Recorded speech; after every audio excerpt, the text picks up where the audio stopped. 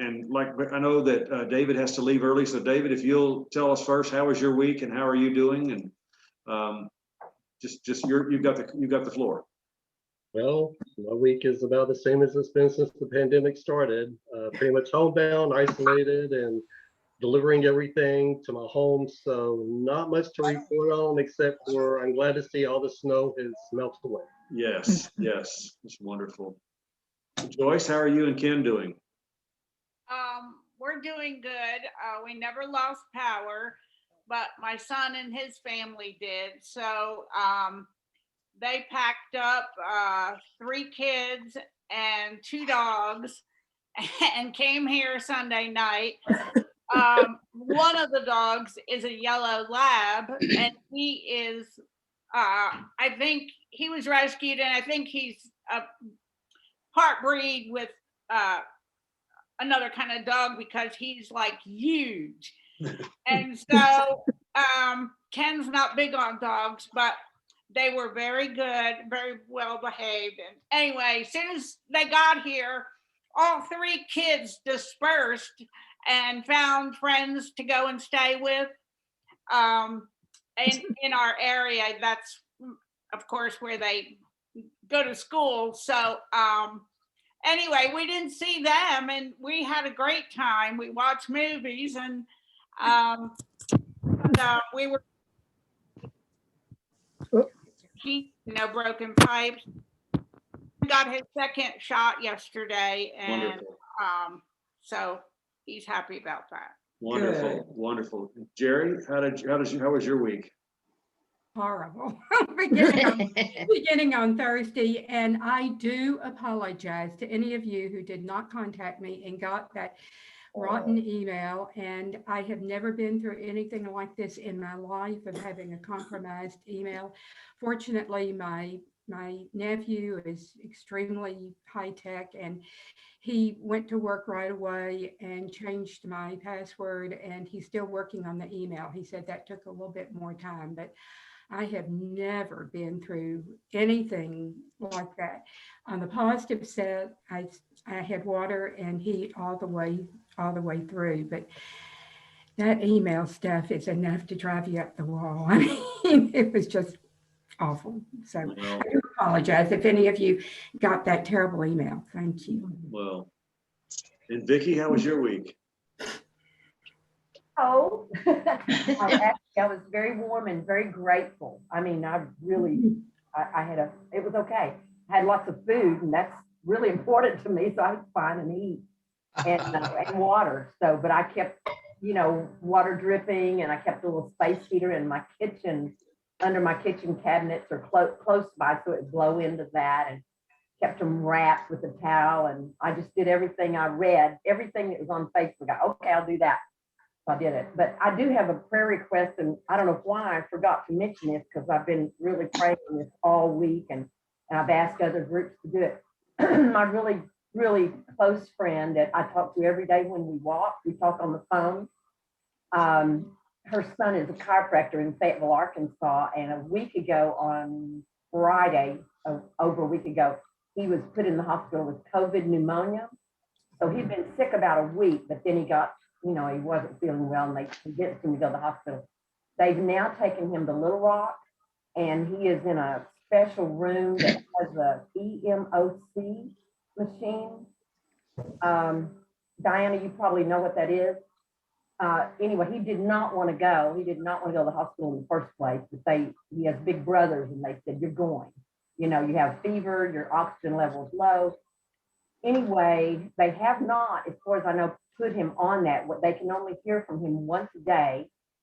The doctors or nurses will call them about once a day between 10 and 11 o'clock. So the mother, who's my friend, is just beside herself because she can't get information, except through a daughter-in-law who only hears once a day.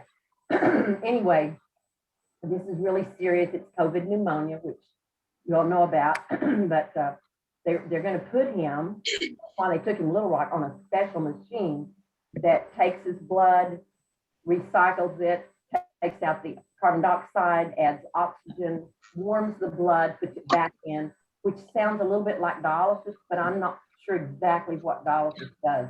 I mean, I know it Cut recycles down. blood, but it's real complicated, and I think he was really scared. He's a strong Christian young man, but And what is his name?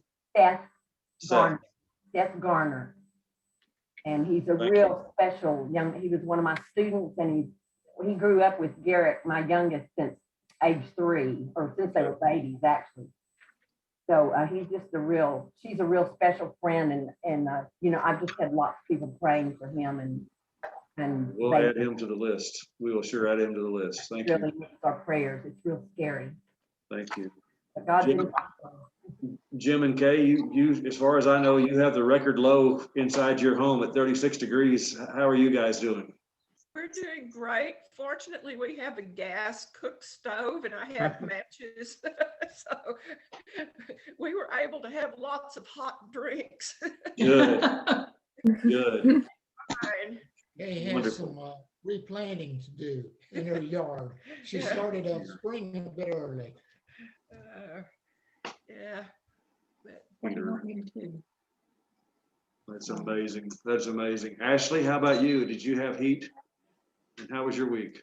I did. I had heat the entire week. Resident Road, we lost power for about an hour, but we were fine. And it came back on very quickly. You know, I'm always grateful to have the residents all right here with each other. So we took a couple snow walks, but it was also nice to be so close to the church because we were able to walk over and set up for the warming center. So the staff didn't have to get out in the snow, and you know, That's nice. so that was nice to be able to help doing that, to make sure that people had a warm place to go. So yeah, we fared okay. So yeah. Well, I'm glad. I'm glad. Like I say, I enjoyed your prayer this morning on the service. That was great. And Laura, so it's Ray's birthday. How do you guys fare? It is his birthday, and what's interesting is that when this first came out about the vaccine, he wasn't old enough because he wasn't 75 yet, but then they changed it to 65, you know. Well, he's actually turning 75 today, and I'm a year ahead of him, so I didn't have any problems there. But I wanted to say that, what was it?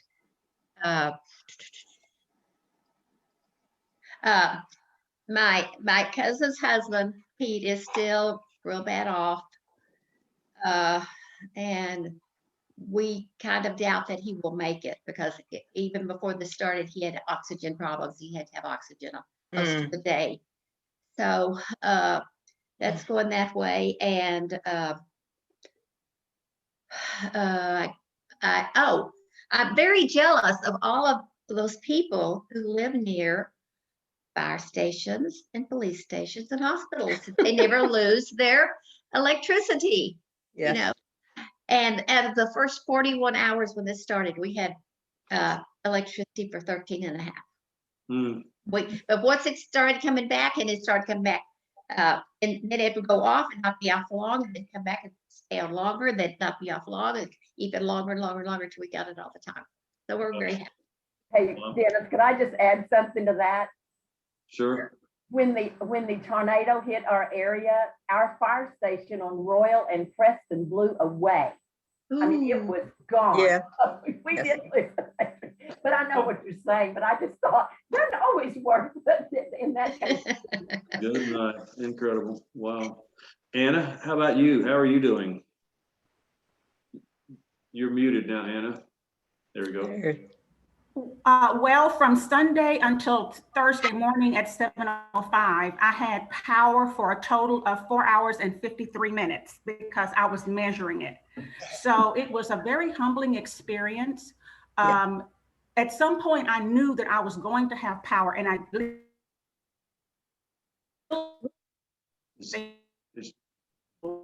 who, without the help of social services and our churches, did not have any place to be. So I was thankful. I'm very thankful. How cold did it get in your home? Do you know how cold it got? Yeah, I got down to 38 degrees. Wow. So I just, you know, I had like 3 pairs of thermal, 2 sets of sweats, 4 pairs of socks, and a hoodie and whatever else I could handle. I mean, actually, my body was so heavy from all the clothes. I could hardly move around, and I pretty much stayed in one spot. I found a place to be, and that's where I spent my time. So I'm really trying, and I'm on a, whatever the generator is that I'm on, a lot of times the power on the opposite side of the street from me will be on and mine will be off. So it's really kind of strange. So I really never knew whether.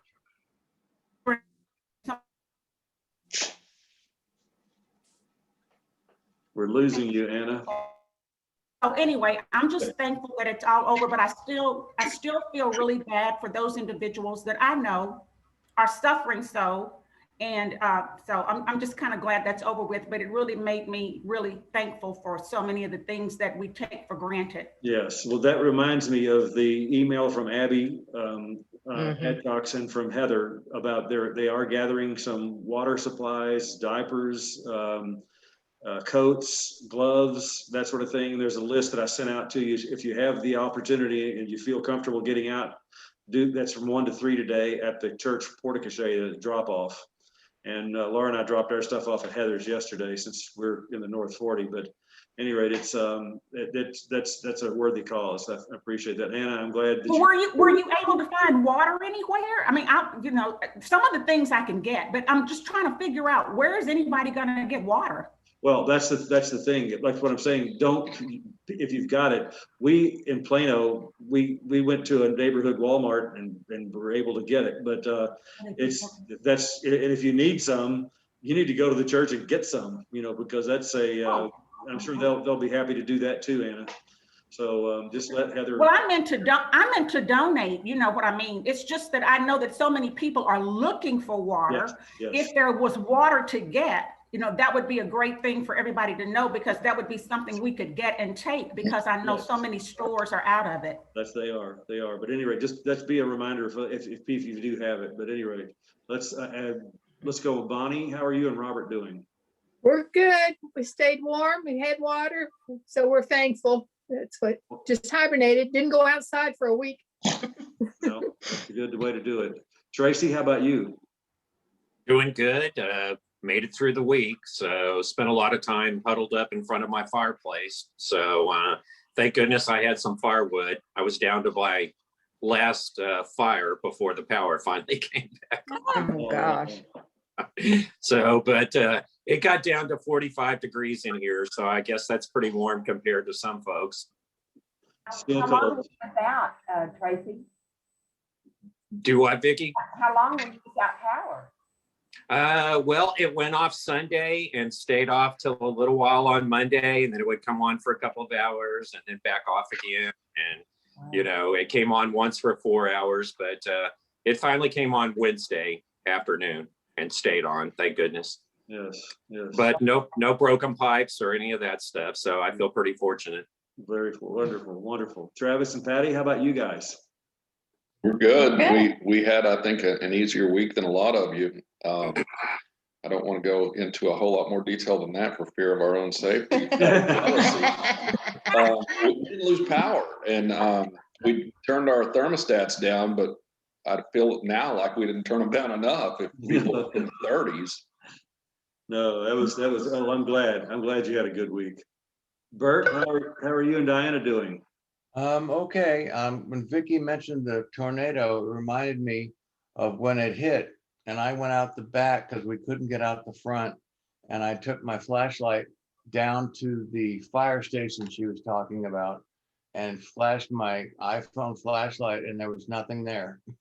And the update on that now is we don't anticipate moving in until probably September. Now it'll be almost 2 years. Good grief. How's your back doing, Bert? Well, there's an expression in the military, FUBAR, which most of you probably know what it means. Yes. We had I couldn't get my imaging because the imaging place was closed because of power outage. Then they called me on Wednesday and said, we have an hour window of opportunity. If you can come right now, we can get you in. And my wife drove me and I did it. But then I couldn't get through to my doctor because their power was out.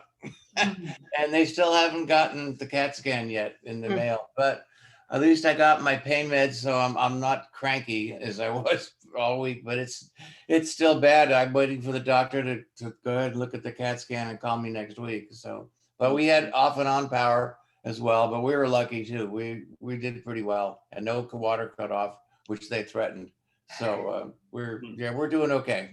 She's Good. gonna go back to work Monday. All last week was a mess too for her. So she's gonna be landing with her feet running already on the ground Monday. Good. Well, good. You guys be safe. Joe, how are you doing? I am well. I am in the same boat as Travis, I guess, and that is that I was fortunate to share a grid with something critical. So I didn't lose power. I did exactly the same thing. I turned the thermostat down as far as I could stand it and blocked myself in the warmest room, and then was snowbound. I was trying to think of ways I could help people, but my car still has, summer tires on it. Southern California lifestyle doesn't really involve snow. So I was just kind of stuck here. But I'm glad it's all over. Yes. Well, good. And I guess this is the week you start your job, right? I start my job tomorrow. I haven't seen any sign of my computer yet. I'm sure FedEx and everybody else is probably pretty packed up after this past week. So maybe a slow start for me. Yes. That's wonderful. Carrie, how are you and Dave doing? We're doing fine, and we're in the cell near the hospital and the fire station, so we had power. And thanks to Brian, we found out why. I guess he was like us. We were really curious about why we still had power. Now, not enough that I volunteered that they could turn ours off by any means, but it was nice to know that the logic behind it. Yes. And we made it fine, and our dog had the time of her life. She ran in that snow, had learned to slide in it.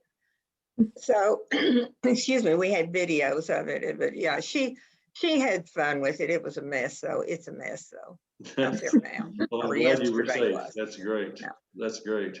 Brian, how about you? All was good. Didn't have any power outages, didn't have any water outages. I was paying close attention to nextdoor.com and Facebook like Vicky, and there were a couple of things I didn't know about what you're supposed to do to protect pipes. I knew most of it, but a plumber posted when it gets down to single digits, the guidance changes. So that probably saved a bunch of us over here that have pier and beam houses. But yep, very blessed over here. Wonderful. And Don and Barbara, tell everybody about your experience. Oh, well, it was minor compared to a lot of people, but Matt and Meredith were with us for a couple of nights because they were without power, and they had just gone home about 30 minutes when their power came back on Wednesday, when water started pouring out of our light fixture in the utility room. So we called and they came back over, and we were able to get things under the drips and all. And anyway, everything was fine. Neighbors were wonderful. Meredith went out to get some snow to put in a wastebasket so that when we turned off the water, we could at least flush toilets. And she went out with a kitchen pan, and a neighbor came out and said, "Would you like to borrow a shovel?" And she said, "He thinks this crazy woman's trying to shovel the walk with a pan." But at any rate, they came over with some phone numbers, and a neighbor down the street has construction workers. And he said, "I'll have a crew there in 30 minutes. And he did. They fixed the pipe, and they said, "This is why we live on Edge Cove. We help each other." They brought water to us. And so anyway, we came out just really blessed. And we get our second COVID shot this afternoon. Wonderful, wonderful. That is I've wonderful. had both of mine. I got mine and David gets his second one Tuesday. I got Good. mine last week. Wonderful. Me too. Yeah. Sandra, how are you doing? I'm doing fine. I was without power starting 2 a.m. on Monday morning until sometime late Wednesday. I had an hour here and there that came on, but it didn't help much. But I have a neighbor that has a fireplace, and he was very welcoming and gracious. And then on Thursday, his pipes broke just when I was clear, and our power was clear. His pipes broke. Oh. So now he's over here. So things was kind of chaotic, but it could be much worse. I mean, everything's fine. I'm a little concerned about my washing machine, but I don't hear any gurgling or pipes hissing. So hopefully all is well. Thanks. Okay, wonderful. Alice, how about you? How was your week? My week, my week was good. I had eaten power all week. My friend Sally, however, has they found a new cancer spot on her, and she's in Baylor till tomorrow, and then she'll go to rehab. So it was a hard week that way. Oh, I'm sorry for Sally. Thank you for taking care of her. That's wonderful. And Diana, how was your week? My week was good. I feel very fortunate. I lost power for about probably total 3.5 hours on Monday, but then it came back on. And our clinic, we were just closed for the whole week. So, yeah, and fortunately, like I had a couple of neighbors who had broken pipes, but I kept like looking in the house because I was just waiting for the other shoe to drop. And I felt too fortunate. I'm almost having a little survivor's guilt, right? Well, I'm glad it went well. That's great. Okay, so Laura and I we had the stuff. We never got down below 49 degrees, but we were 1 hour of power and 7 or 8 hours off. The weirdest thing was on that night, I told the group earlier before we started recording that the night it was -2 degrees at DFW. When we got into bed, you can rub your hands across the sheet, and it was like lightning. Yeah. Because it was so dry and so cold, and when you'd roll over in the bed, and it would be like lightning and that. It was just weird. Good morning, Carolyn. Good to see you. And I wanted to tell you, Ashley, David Baskin, who was on, he had to leave at 10 this morning. That's why we had him go first. He's our newest member that joined the church, and I just wanted to tell you that because probably you didn't get the connection on that one. But anyway, that's where that is. Right. And he said he was going to a gathering with George. He's doing a meet and greet, right? Yeah, I think they're doing the coffee and conversations with George this morning. Good. I'm so I glad. believe so. Yeah. But he has been the Sunday he joined, and since he's been attending with us along with Anna and some other folks as well. And I think Susie might join us as well. But then Carolyn, you're the last one to join us. How are you doing? And then we'll start the lesson. Great. I have all kinds of power. I have it all. I have the water. And I know so many probably of y'all do not. And that's been in my prayers. Texas has really had a hard time. So. Yeah, we need to get Anna's pipe fixed. That's our next thing. Okay. Dennis, I have a not a prayer request, rejoicing. Greg Patton, Dr. Greg Patton, that I've mentioned earlier, and he was in the hospital with pneumonia and COVID. Lily. And he was there 5 weeks. No. And he's okay now. He went home yesterday. Good. So that's Wonderful. a praise. Wonderful. That's wonderful. That is great. Went home.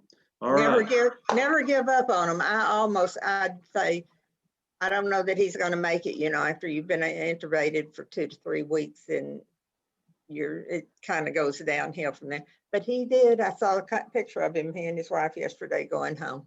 That's wonderful. That's wonderful. Okay, let's. I'm going to mute everyone, and then Ashley, it's your that you've got it until 8:40, until 10:40 or 10:45 or so, Great. and then we will. You need to unmute yourself, Ashley, after I do this. Okay. It's all yours, Ashley. Wonderful. So you gave me 2 texts with the title poured out, and I'm going to be quite honest. I got stuck on the first text on the Matthew because there's so much there. It's so beautiful. It is so rich. It is so powerful. I don't know that we'll get much farther past that one today, but I'll try to get us past that one. But I think it's also okay if we take a really, really, really deep dive into the Matthew text, because it is so rich and so powerful. But first, if you will indulge me a little bit, I've done this with a couple other Sunday school classes, and it's worked really well and has given a little bit of insight into the text that we are studying. I like to give a prompt, a question to start us off before we read the text. A little bit of a storytelling question for everyone.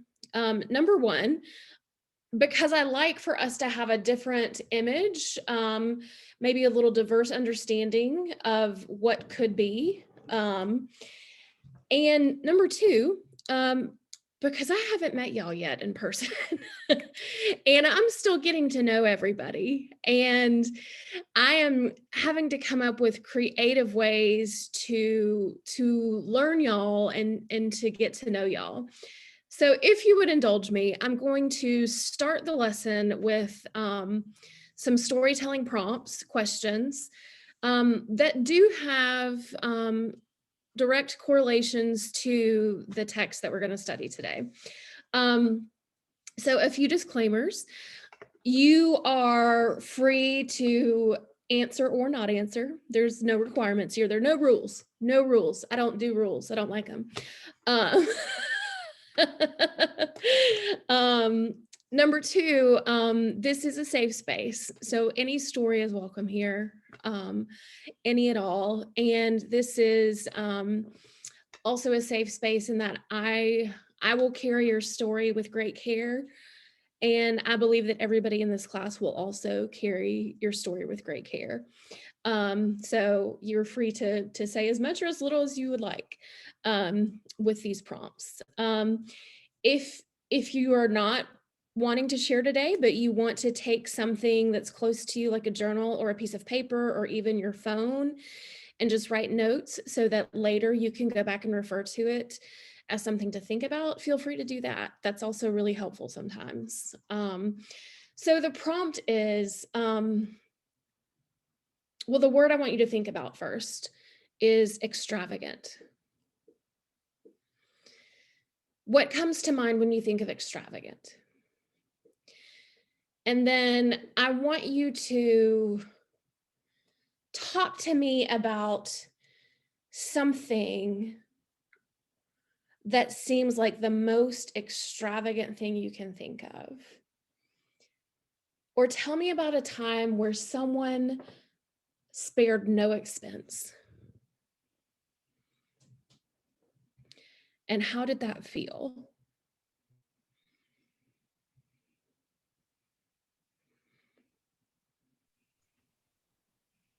Well, the first thing that comes to mind when you said it, I'm thinking of like palaces and castles in England and Paris, or Versailles or whatever. But the most thing that I think is most extravagant to me is a child or a parent donating an organ, an organ transplant type thing that, I'm thinking of poor Joanna Jones and Bill that just died from a kidney transplant.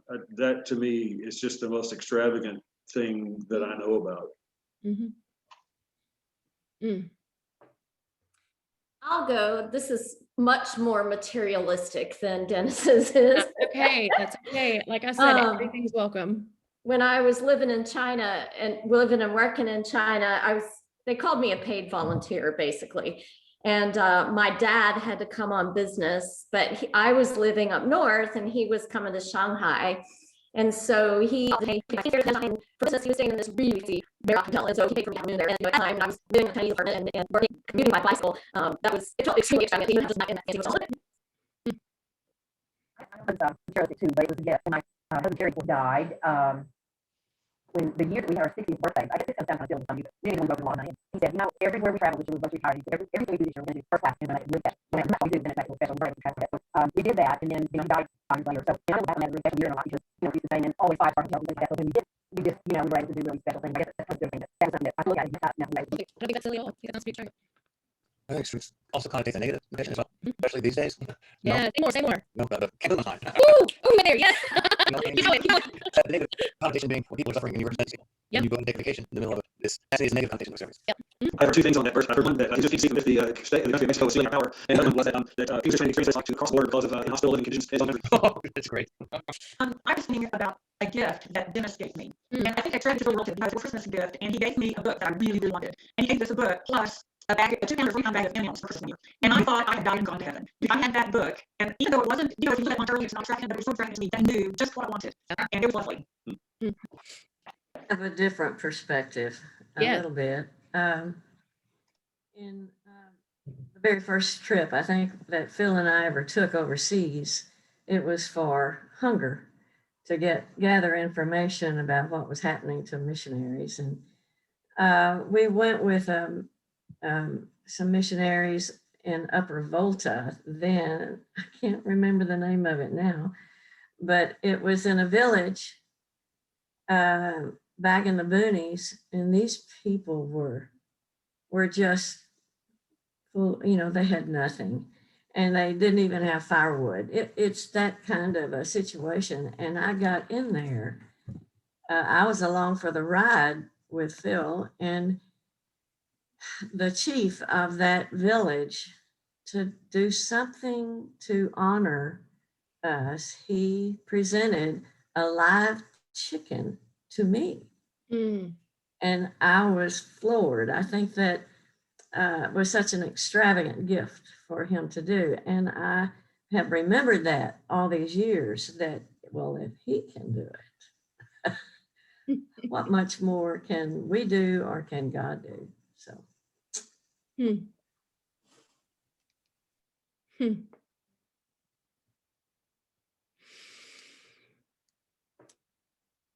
That's beautiful, Carolyn.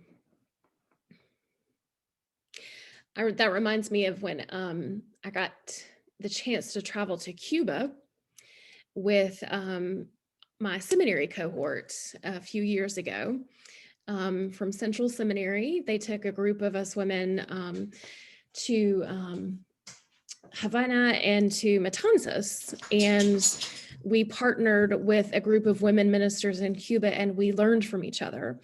It was one of those once in a lifetime fabulous trips.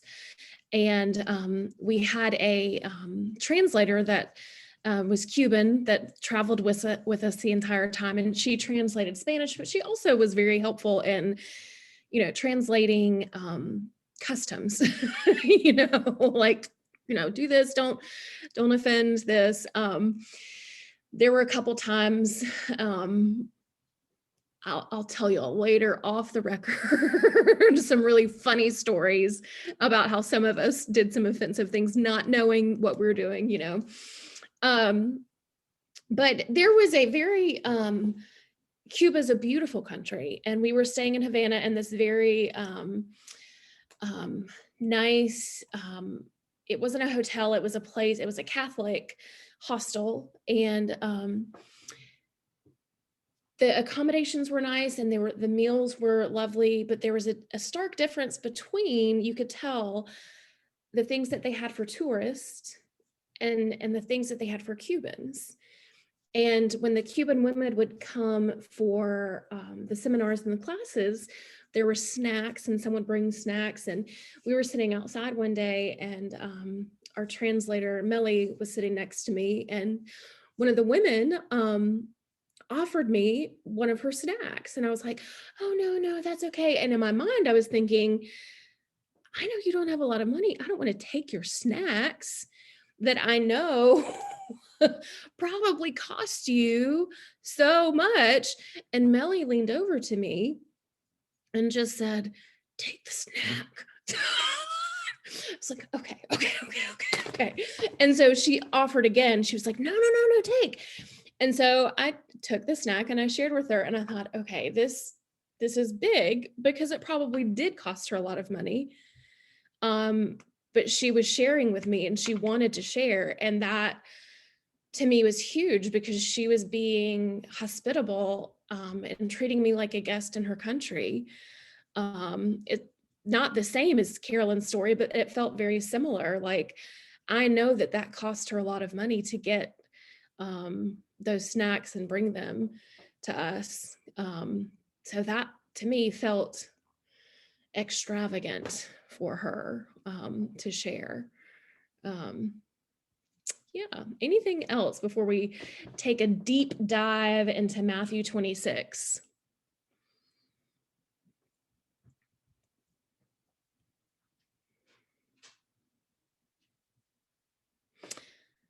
Okay, so would anybody like to read? If not, I can read it for us.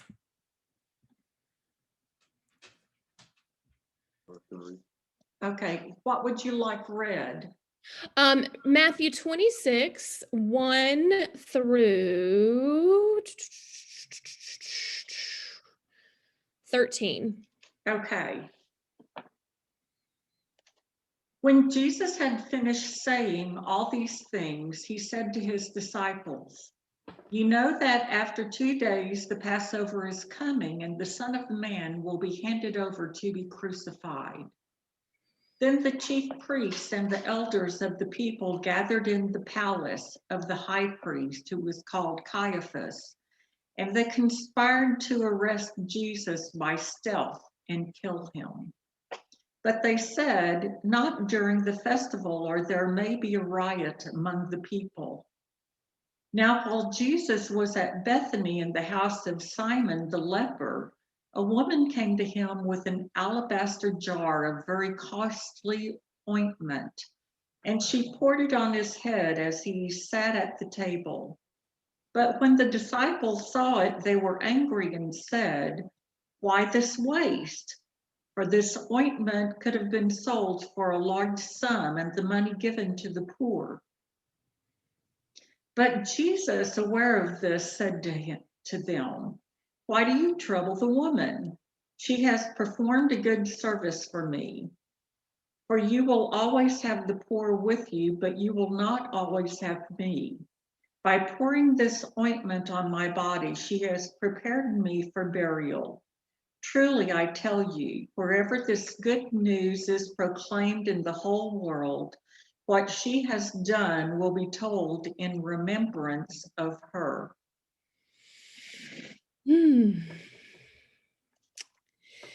Any words or phrases that stick out to you before we deep dive? For some reason, in remembrance of her stuck out at me as opposed to in remembrance of me. Me too. Yep.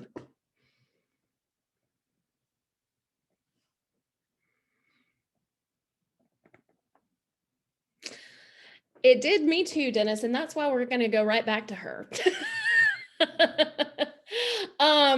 So many times I have read this scripture or heard this or been taught this, and we zoom past to the next part of the story, which is the betrayal of Jesus. Jesus betrays Jesus. Where we focus on the part Jesus says, "The poor will all do this," which is an important part of the story.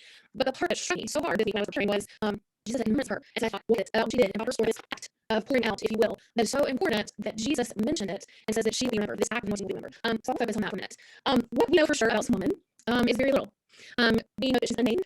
And in this particular, she is carrying an alabaster jar, and it's a very costly ointment. And then it says that she poured it on his head. In some of the other gospels, a similar story is shared. And so in some gospels, it is Mary, a woman named Mary who anoints Jesus. In another gospel, there are things that lead people to assume that a woman is a prostitute that does this. And there are some assumptions, some things that would assume this. But what we know for sure is she's a woman, and she interrupted the story, and she came with something very costly. And so that was me to note. In the narrative of Jesus, in each Jesus narrative scene, what I imagine often is that there's often Jesus in the middle, and other times people will come around to either his disciples or folks who are trying to learn from him will question him.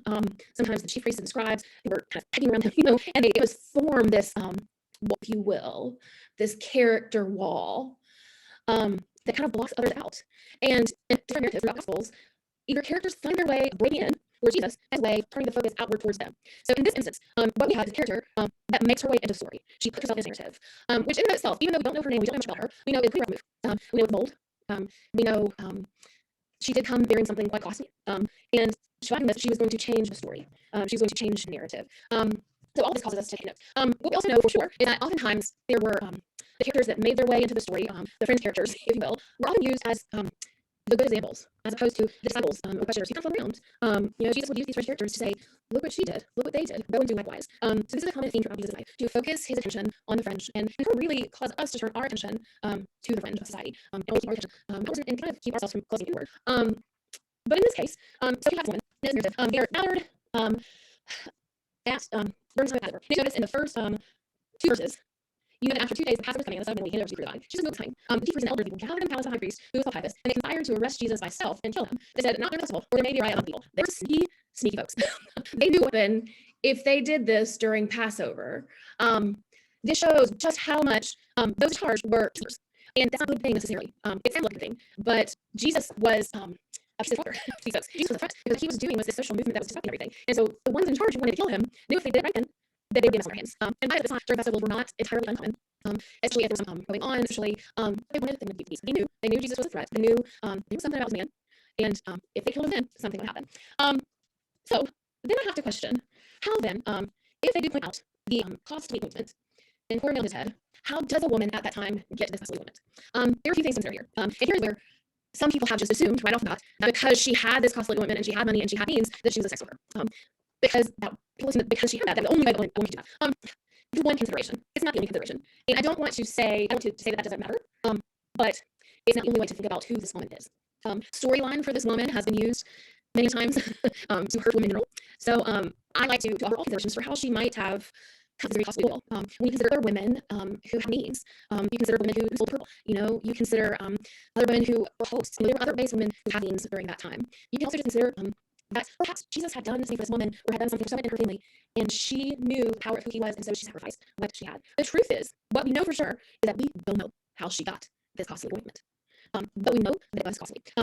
So what we know for sure is that the action that she did then elevated, and it was elevated above who she was, above her name. It's important to note that in the Bible, named characters are important. If it was a name, that's a big deal. So few women in the Bible are named, and it's not a surprise to me that we don't know this woman's name. We do know the action. We know what she did. So the fact that she anointed Jesus with this oil shows that she took part in the ministry of Jesus by anointing him.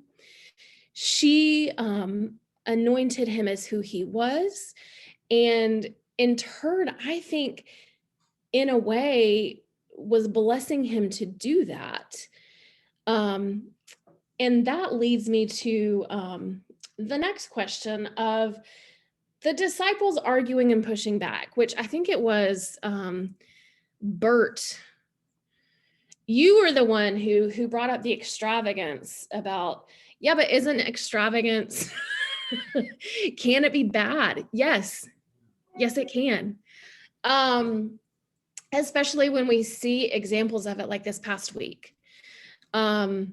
We see people fleeing, leaders fleeing their people in great need and hopping on a plane. That's an example of extravagance.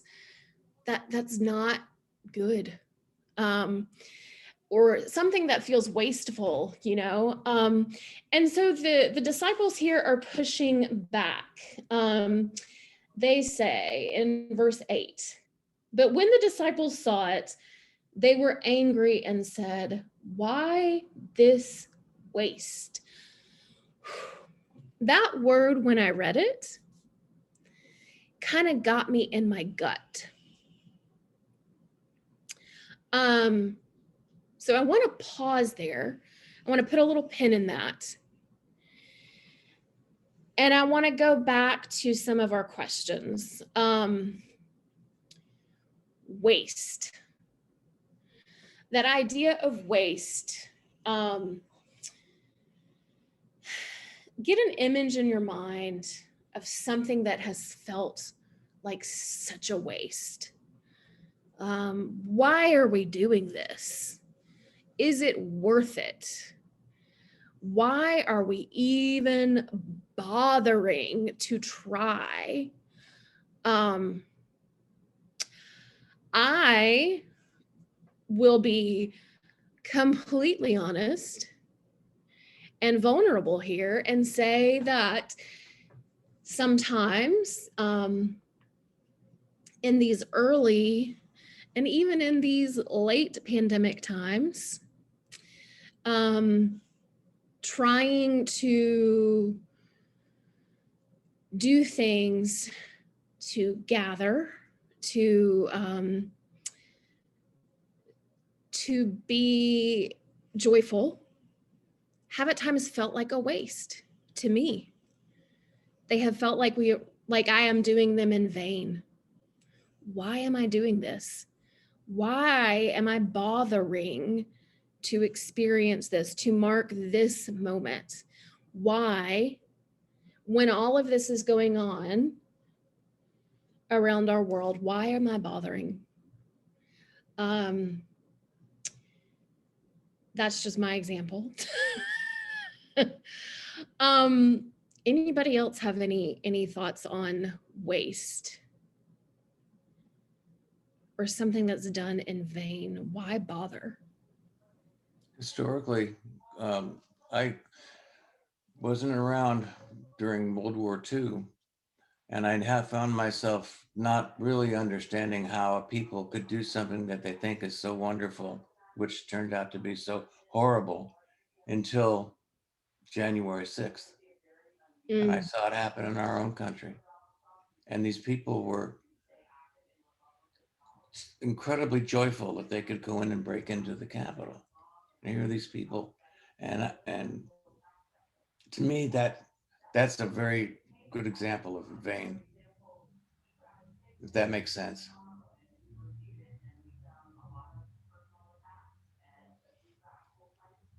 What about the word waste? Does that get anybody else in the gut like it got me?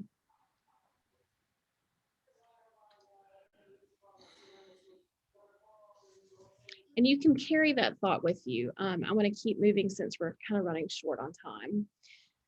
And here's where Jesus takes the position of these two characters, if you will, his disciples who follow him and have circled around him and surround him, and this woman who has broken the circle of disciples, who has broken the barrier and has said, but wait, there's something else. Jesus takes these two characters and plays them against each other and teaches us all something here. And I can't blame the disciples. I can't. I'm pretty sure I would question the same thing. Like, what are you doing here, woman? What we've just heard that, the possibility of Jesus dying, there's all this stuff happening, and you're gonna come and pour this oil on his head. Why? What are you doing this for? What is the point? I can't blame the disciples. Frankly, many days I'm on team disciple, and Jesus takes what she's doing, this act of anointing, and he says, why do you trouble the woman? She has performed a good service for me. For you always have the poor with you, but you will not always have me. Now, I want to pause there and say, this has often been used as a phrase that says, don't worry about the poor. Somebody else will get them. Let's party on. That's not at all. That is not the context of this phrase. What I hear and what I'm seeing Jesus say here is Jesus is passing the torch to us. For you will always have the poor with you. It is your turn to do the work that I've shown you how to do.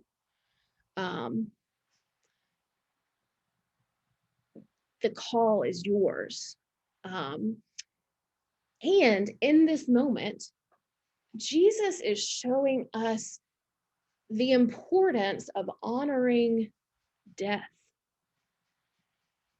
Jesus is showing us the importance of honoring transitions, of honoring rest, and of honoring grief. He knows what's coming. He knows exactly what's coming. He knows that he's about to be betrayed. He knows that it's not going to be pretty. He likely is experiencing his own grief. And so in this moment, he is taking this act of this woman, this sacrifice, this very costly ointment. We don't know how she got it. All we know is that it was a sacrifice. It was costly. And he is showing us the importance of honoring all of the grief, all of the things that go into transitions and death and what might come. And he's telling us to get ready because he's passing the torch to us. But I also hear in my own sarcastic voice is, don't talk to me about cost. You don't know cost, you know? Don't talk to me about cost.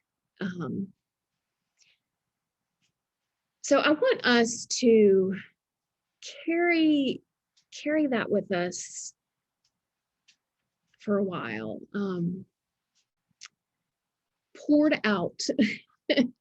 When we think of poured out, we know well the image of communion poured out, especially in the John text that we didn't quite get to today, and I'm so sorry. I told you that there was going to be a deep dive just because there's so much richness here. The John text shows Jesus washing feet, and another image of pouring out. But this Matthew text shows the pouring out of extravagance and of marking change, marking transition, of marking great sacrifice and what that means. So carry that with you this week. I want to leave us today with a prayer that I saw posted from, where did she go? Some of y'all know of Nadia Bolz-Weber. She is was a pastor in Colorado and has written several books. And she goes by the moniker Sarcastic Lutheran on social media, but she now posts Sunday prayers on her social media. And most of the time they're hilarious, but there's always just this moment of, woof, that's poignant. And I feel like I read this morning, and it spoke to me. I think it really speaks to of being okay to mark sacrifice and to take a moment of rest and to take a moment to take grief. So here this is our prayer. Dear God, help me to stop feeling like everything is a test. A test of my passion, a test of my fortitude, a test of my faith. Help me remember that I am not being graded. I am being guided. Guide me not to wait capacity to get paid when everything was horrible and I thought it, that is not limitless and it does not need to be. Help us manage our compassion fatigue and the judgment we feel toward ourselves for having it. If you did not create our psyches to be able to withstand and respond to every tragedy and hardship happening to human beings right now, then nudge us to not return and be gentle with ourselves when it's not. Help us know when our work is done. Help us rest when we should. Help us reach out to serve when we can. Help us remember to check on our strong friends. Help us be kinder to those who can't do it as we can. Help us do the next right thing. And Lord, help us not forget the ice cream when we go to the grocery store next. Amen. Thank you, Ashley. We appreciate your lesson today. Thank you very much. It was very good. Laura's gonna, is anyone want to add anything? Laura's gonna close us in prayer with our, or with the prayer request from today. Hey, Ashley, can you share that website? Yes, I will, I will try to send it to Dennis and Laura. Maybe y'all can, Yeah, we'll get it out. We'll get it out this afternoon. send it on. Okay. Will do. Thank you. That's a good question. Okay, let's pray then. Most gracious Father, thank you for this day that we can be together as a class, that we can hear each other's voices, that we can share our concerns and our praises. I pray that you will be with Vicky's friend, Seth Garner. Please be with him as he has been suffering from COVID pneumonia. I pray that you will give him strength, that you will give the doctors guidance on how to treat his case. I also pray for those who are grieving for Bill Jones and his children over the death of Joanna Jones, his wife, for Ron Mearshon and Lisa over the death of his brother, Wayne, who died from COVID. Also, Deborah Herford, whose cousin, Jocelyn Smith, died. Please give each of these people your warm, loving hands. Please guide them. Please help them as they do this, go through this grief. I also pray for Laura Snow's cousin's husband, who is still having difficulty with his health. Please give him good days. Please be with his wife as she cares for him. I pray for Alice's friend, Sally, who has found more cancer. Please be with Sally. Please be with her doctors. I pray for your will to be done in her life and that she gains strength and that the doctors are able to care for her. I also pray for Doug Haney and Lori Haney as they travel to Charlotte, for Vicky Kahn's granddaughter, Maddie, who is on a 5-month mission trip in Cambodia. I pray for Anna Hines' Casa child, that you will be with this child and her and the grandparents who are waiting on the adoption. Please be with Bert as he is having severe back pain. Please help the doctors to find out what is causing this. I also pray a prayer of thanksgiving for Greg Patton, who has gone home after 5 weeks in the hospital with COVID pneumonia. We also pray a prayer of thanksgiving for Joe Groner as he begins his new job tomorrow. Lastly, I pray for healing of our country from COVID, from the political divisions that have created problems within and grief within our country. I also pray for those who still have no power, who have no water, who are dealing with damages in their homes from bursting pipes. I pray that you will be with each of them and be with us as we try to be your hands and feet. Thank you so much for this day and for your love, for it is in your name we pray, amen. Bye, everyone. Have a great week. Bye, everybody. Bye. Bye, Thank everybody. Ashley. Thank you for Thanks, having me. Ashley. So great to be with y'all. Thank you, Ashley. Yes, Laura and I started off our day with we got our second shots at 7:45 this morning. So yeah, so we're going to be street legal in 4 weeks, we think. So. And Ashley, I first met you when I delivered you a strawberry shortcake this summer. Yes, that's right. Yeah, so at any rate, yeah, but I'm so glad. I'm glad you're here. I'm glad you had power. Wonderful. Thank you. Everyone have a Bye, great y'all. day. Anna, Bye. Anna, do you have a plumber in mind or? Yeah, I've got someone coming today if he can get here, so He should be able to get there. He shouldn't have. hopefully, yeah. Thank Okay. you. All right, let us know, Anna, if you need something, you raise your hand. Let us know, okay? Okay. All right, Bye. thank you. Bye, everyone. Bye, y'all. Everybody have a good week. Yes. You too, Tracy. Bye-bye. Love you guys.